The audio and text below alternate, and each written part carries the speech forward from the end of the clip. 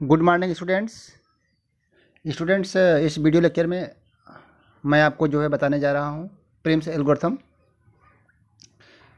तो देखिए students, Prim's algorithm के थ्रू हम minimum cost spanning tree find out करते हैं। ठीक है, तो स्पैनिंग ट्री जो है just like a connected graph that have no cycle and parallel edges. तो आइए स्टार्ट करते हैं। Prim's algorithm is used to find minimum cost spanning tree for a weighted undirected graph।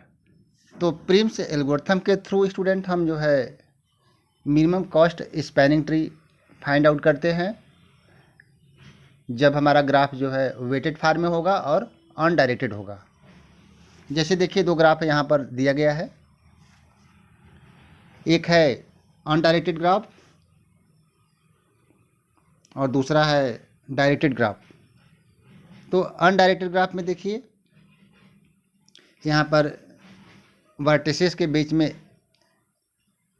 Edges का wait दिया गया है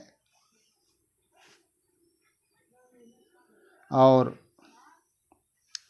डायरेक्टेड ग्राफ में भी एजेस का वेट दिया गया है, लेकिन अनडायरेक्टेड जो ग्राफ्स है इसमें हम जो है किसी वर्टेक्स से किसी वर्टेक्स पर जा सकते हैं। जैसे हम A to B, A to C and C to A जा सकते हैं, लेकिन in case of directed graph हम ए टू बी जा सकते हैं लेकिन बी टू ए नहीं जा सकते। उसी तरह से अदर वर्टिसेस के बीच में वही रिलेशनशिप है। ओके स्टूडेंट्स,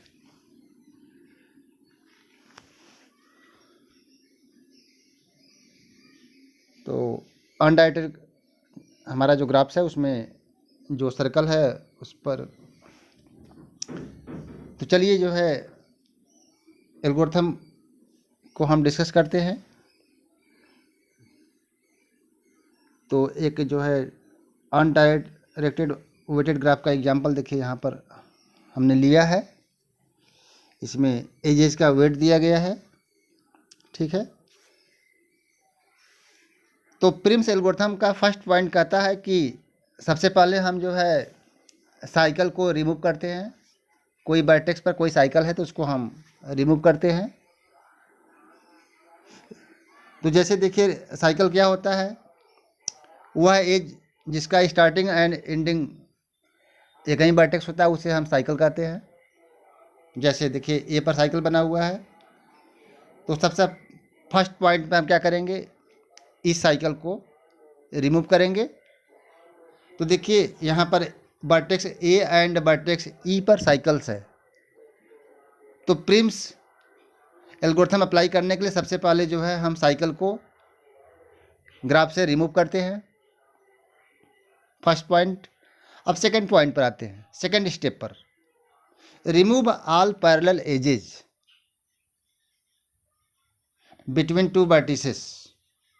तो सेकंड प्रिम्स का एल्गोरिथम कहता है कि जहाँ जहाँ पर पैरेलल एजेस है उसको रिमूव करते हैं। तो देखिए ए to B,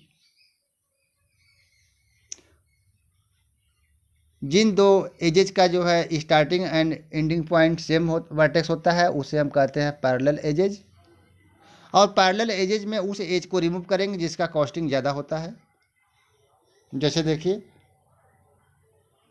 A to B के बीच में जिनका कॉस्ट ग्रेटर है उसको रिमूव करते हैं, और डी टू एफ के बीच में जिनका कॉस्ट है उनको रिमूव किया जो है स्टूडेंट।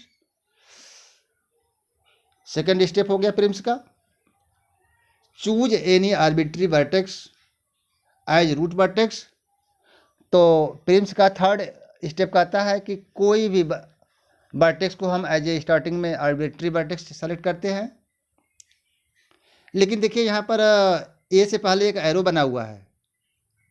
अगर किसी ग्राफ में इस तरह का एरो बना रहेगा तो आपको समझना है कि इसे हम जो है रूट मानकर चलना है।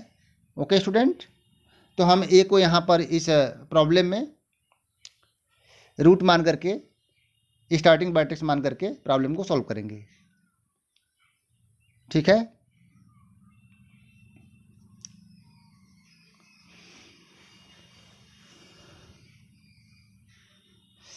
तो इसमें हम सबसे पहले क्या करते हैं, जिस वर्टेक्स को सेलेक्ट करते हैं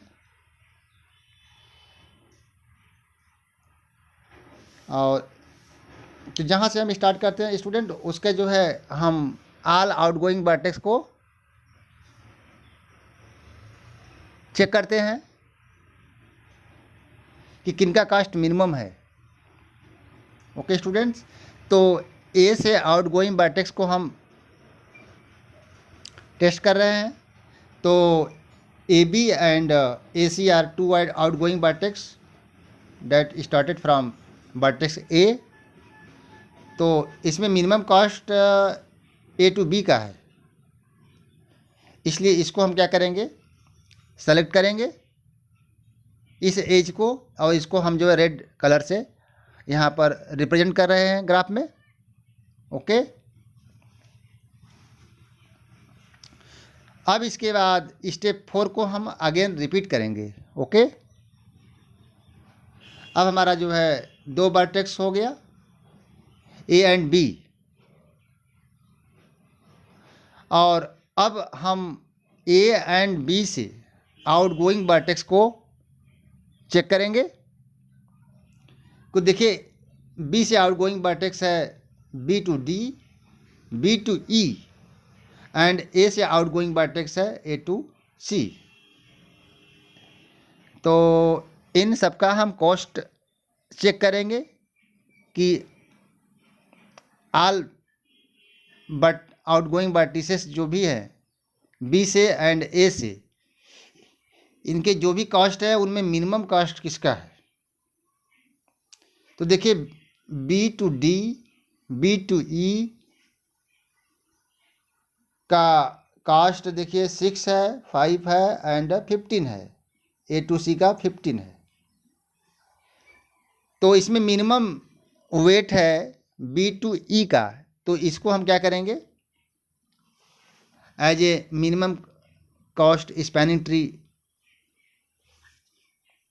के लिए इस एज को सेलेक्ट करेंगे और इसको रेड कलर कर दिया। अब इसके बाद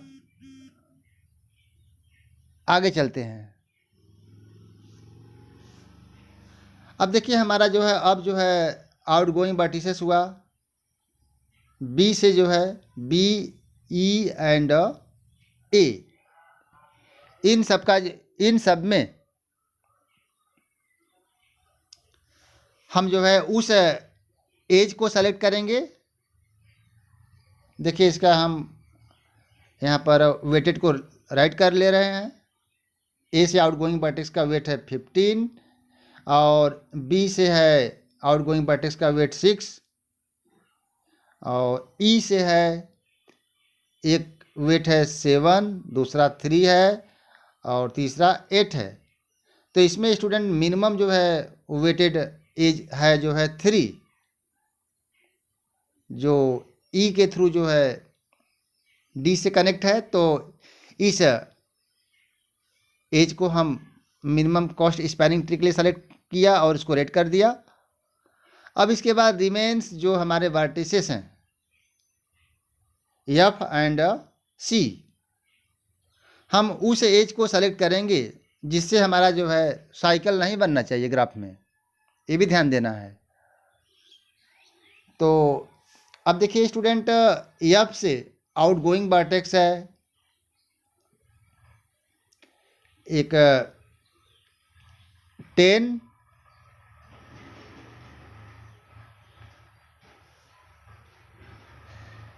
एंड 2 है एंड ए से जो है पहुंच रहे हैं तो 15 है। तो हम जो है जो भी अनकलर्ड या अनसेलेक्टेड जो भी वेट हैं एज के जो है उसमें देखेंगे कि किस वर्टेक्स से किस एज पर हम जो है मिनिमम कॉस्ट में पहुंच सकते हैं। तो यहाँ पर देखिए ध्यान से मिनिमम कास्ट सी पर पहुंचने का जो है 7 है। तो इसको हमने स्टूडेंट सेलेक्ट कर लिया, ठीक है। और इसके बाद अब जो है हमारा जो सी से आउटगोइंग वर्टिसेस है एफ, जिनका वेट है 2, ओके। और देखिए बी से डी पर हम पहुंच नहीं सकते, क्योंकि बी से अगर हम डी पर पहुंचेंगे तो हमारे ग्राफ में साइकिल बन जाएगा, और cycle minimum cost spanning tree में नहीं होना चाहिए अकॉर्डिंग टू प्रेम्स। तो उस एज को सेलेक्ट करेंगे जो बिना साइकिल बने हमारा जो है एक वर्टेक्स से दूसरे वर्टेक्स पर हम पहुंच जाएं। तो इसके लिए देखिए हम सी से जो है यह पर पहुंच सकते हैं, और डी से जो है यह पर पहुंचने के लिए 10 कॉस्ट है। तो यह मिनिमम हमारा कॉस्ट हो गया 2 यूनिट। तो इस तरह से स्टूडेंट हम, और साइकिल भी नहीं बन रहा है, तो इस तरह से हमारा जो है ऑल वर्टिसेस जो है हमने कलर कर दिया है। इस तरह से स्टूडेंट हमारा जो है मिनिमम कॉस्ट स्पैनिंग ट्री का रूट आ गया, जिससे हम जो है एवरी वर्टिसेस को कवर कर सकते हैं। अब इसको देखिए अगले डायग्राम में हमने दिखाया है A to B 11 unit, B to E 5 unit, E to D 3 unit, E to C 7 unit and C to F 2 units. तो इस तरह से मिनिमम कास्ट स्पैनिंग ट्री का कॉस्टिंग ऐड कर लिया। तो इसका जो भी 11 + 5 + 2 + 3 + 2 ये आपका आ गया, टोटल वेट निकाल लेंगे तो 28 unit minimum cost spanning tree according to Prim's algorithm. Okay students, तो इस वीडियो लेक्चर में इतना ही। अगर आपको ये प्रॉब्लम समझ में आया तो हमें राइट जरूर करिए।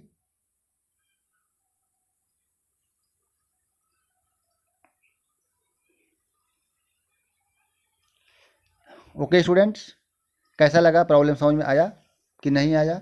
अगर कोई कमी है तो एक बार जो है राइट हमें करिए। तब तक के लिए जय हिंद।